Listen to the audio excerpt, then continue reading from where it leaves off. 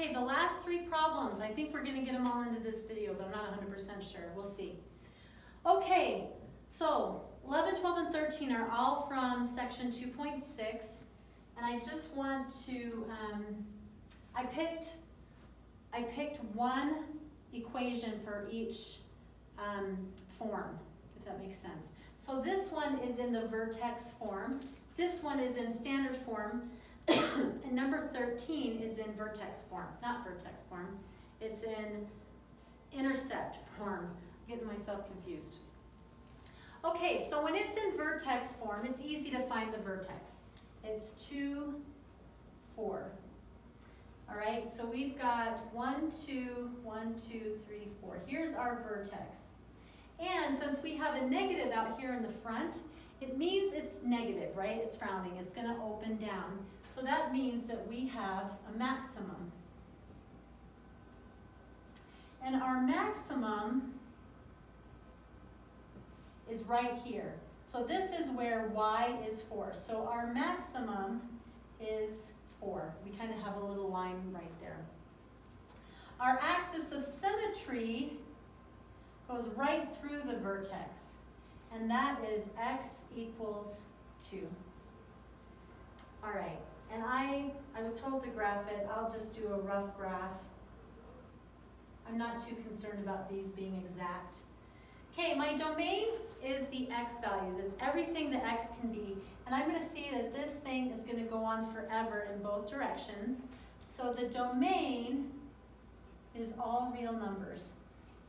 The range, on the other hand, that's our y values. It's only from here down. So our y values are y is less than or equal to 4. And you can write that in interval notation like this, negative infinity and 4 with a bracket, because the bracket's included. Okay, one thing that I know has been a little bit confusing is the increasing and decreasing. The thing that you have to remember is that when you're looking at a graph, you're increasing and decreasing, you're going from left to right. So you could look at this and say, well, it's decreasing on both sides. It really isn't. I put arrows here. But if we're coming from this direction, okay, this is coming up and up and up and up and up, and it is increasing until it gets to this point, all right? But what is it that we talk about? What exactly do we say when we get to that point? We're talking about the x values. So if my x values are coming along here, okay, they're increasing until I hit right here, until I hit the axis of symmetry. So this is increasing from negative infinity to 2. And 2 is not included, okay? Because 2 isn't the increasing or decreasing. That's that very spot where nothing's happening and it's just hanging there for a second and then it goes over the edge. So decreasing, if I'm still going this way, decreasing from 2 over. So this is 2 to infinity. Okay?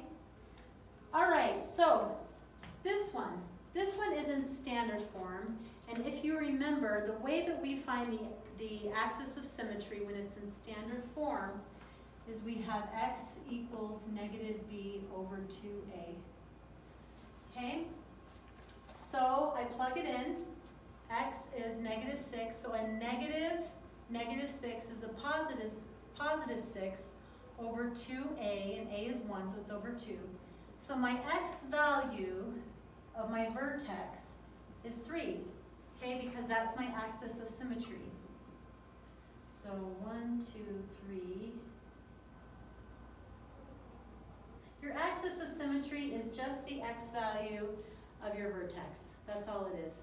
So once I find this, then I plug it back in to get my y value. So 3 squared minus 6 times 3 plus 8, this is 9, minus 18 plus 8 gives me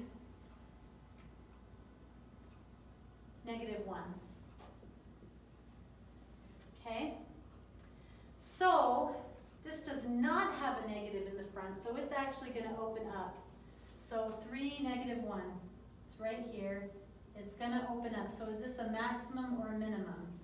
Well, it's a minimum. Okay, and my minimum, again, it's right here. My minimum is a -1. That's my y value. Domain, same thing as before. It's all real numbers. My range is -1 up. So y is greater than or equal to -1. You can also put it in interval notation like this. Now this is the increasing and decreasing are actually the opposite of this one, right? As I'm coming along this way, this is decreasing. So it is decreasing from -infinity to my x value, which is 3, okay? It's decreasing, decreasing, decreasing, whoop, that's where it shifts, okay? And then it's increasing from 3 to infinity.